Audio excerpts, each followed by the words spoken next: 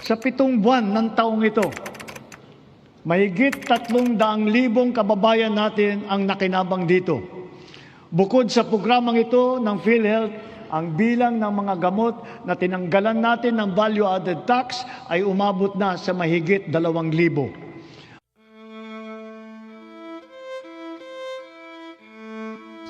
Nanindigan si Finance Secretary Ralph Recto na legal ang pagtatransfer ng naunang 60 billion pesos mula sa PhilHealth patungong National Treasury. Hindi naman daw kasi pinakialaman ng pamahalaan ang pera ng direct contributors o yung mga mamamayang nagbabayad mismo sa PhilHealth.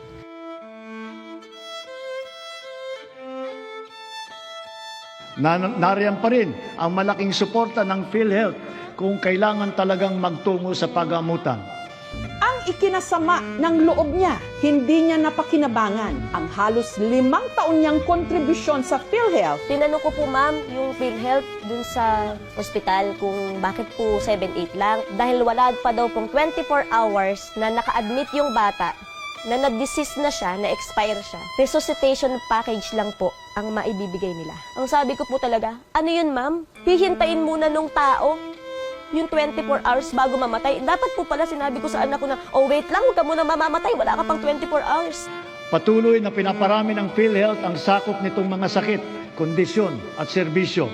Kabilang na sa reklamo si dating Budget and Management Secretary Amina Pangandaman kaugnay ng umano'y kontrobersyal na paglilipat ng 60 billion pesos PhilHealth Fund. Hirap maging mahirap sa Pilipinas. Durog ka na, dinudurog ka pa.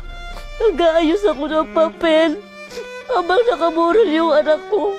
16 na taon daw nagtrabaho bilang hotel employee si Lorraine. Dahil wala naman itong mintis sa kanyang paghulog sa PhilHealth, umasa sina Edwin na magagamit nila ito sa pinagdaanang medical emergency ni Lorraine, lalo't malaki ang kanilang hospital bill. 16 years mong pinagtrabahuhan yun na hindi mo siya nagagamit. Kinakaltas siya sa kinikita mo buwan-buwan. Bago dumating yung sweldo mo, nauna mo nang bayaran yun. And then nandun ka sa nilalaban mo yung buhay mo. Sasabihin sa'yo, wala kang makukuha. Cover ka dapat, ba't maghihintay ka pa ng 24 oras? Eh di patay ka na. Hindi siya makatao. Ang problema natin sa kalusugan is basically because of underfunding.